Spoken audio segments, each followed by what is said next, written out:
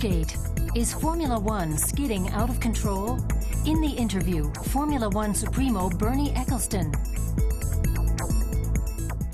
Bernie Ecclestone, let's talk about the hottest topic in Formula One at the moment, the hottest topic in world sport at the moment, I'd say. Flavio Briatore has stepped down as the head of the Renault team, alongside his technical director, Pat Symonds, a very important man. They face allegations of cheating, of fixing the 2008 Singapore Grand Prix. Everybody is talking about it. What do you say? Good for Formula One, huh? Good for Formula One. Why? Lot of publicity. Good publicity. You just said everybody's talking about it. Sure. Is there an aspect of this story that has got to do with right and wrong? I suppose all of it. I know it's not easy for you. Well, I presume that it's not easy for you to necessarily talk about this story because Flavio Briatore is a close friend of yours.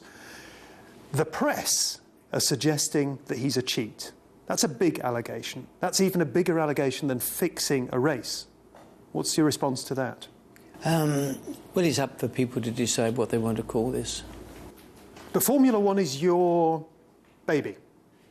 You don't want it to be associated with cheating. Absolutely, 100%. I don't think anybody does.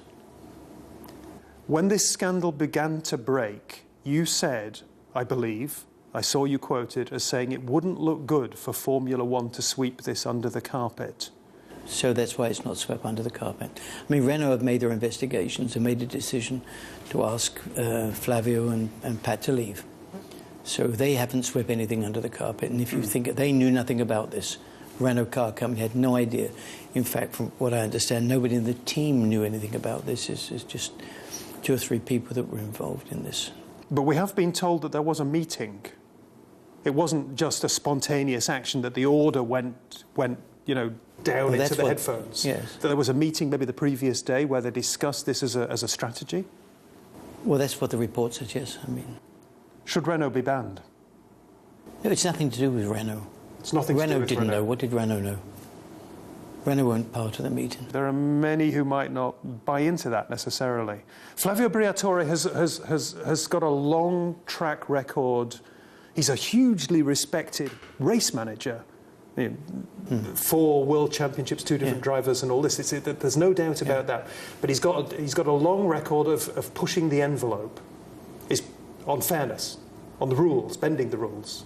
Is that what Formula One is all about? No, not really. I mean, you've got to take this over. I think he's been involved in Formula One for 15 years, so I suppose you've got to look at over 15 years and see exactly what has happened and hasn't happened.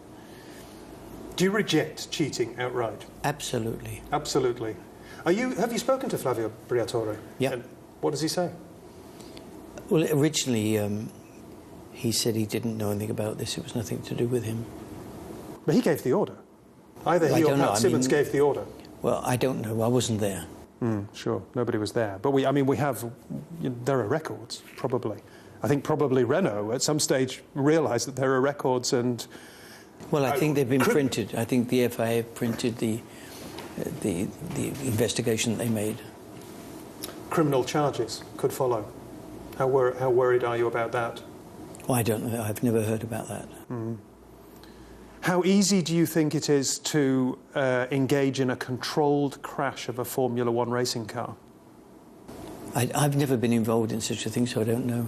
You've been in a racing car? Yeah. I haven't. Yeah. I mean, if you're ordered to crash the car into the side wall, you might die. A steward might be killed. It's your sport. But there wasn't any stewards there, I don't believe. The car could have got out of control, spilled over the barrier. It's not inconceivable. The driver could have been killed.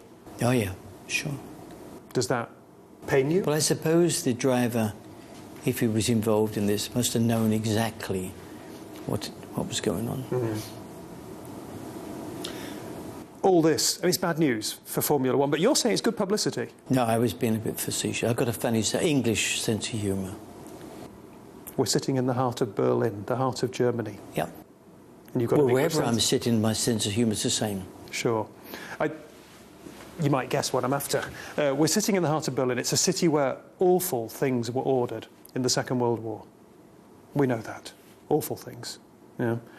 You made some comments, and I know you've apologised for these comments that you made about Adolf Hitler getting things done. We're sitting in Berlin, and I've got to ask you, because this is DWTV, our viewers would want to know, where did that comment come from, or those comments? Which comments? That Hitler got things done. It was a comment that appeared to praise an aspect of what Hitler stood for. I mean, people read into things what they want to read. You say comments were made, well, whatever the comments were made were printed. Probably most of it true, and that's it. And you regret it? Yeah. I regret the way that it was, how the interview was made. More or less what you're trying to do. But they were more successful.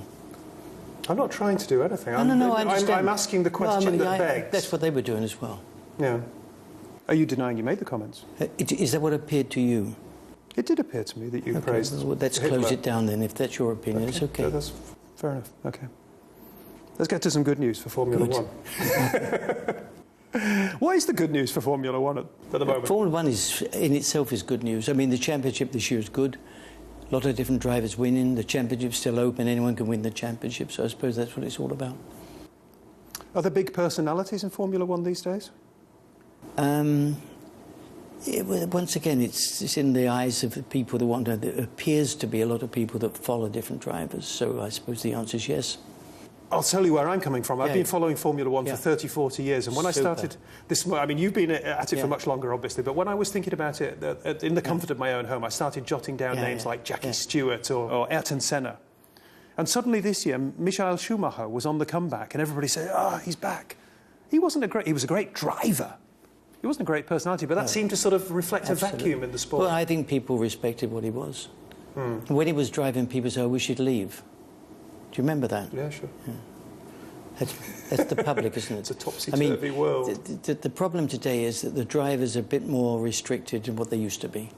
Yeah, true. The sponsors and the people they drive for the manufacturers, much more saying, don't say this, don't say that, and do say this. So really, well, we haven't bred any characters. That's the problem. In the days that you're talking about, they were characters because they didn't give a damn. They did what they liked and said what they liked. What about Sebastian Vettel? Super guy. I know you admire him. Yeah, young German driver. He's going to be super. Has he got the potential? And he's going to be a character as well. He's going to be a character? Absolutely.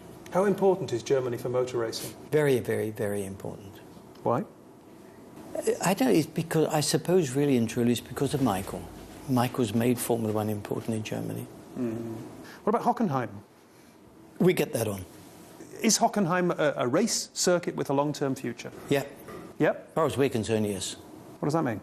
Well, race circuit means it could be anything, and I suppose it'll be there forever. But as far as Formula One's concerned, it'll be there.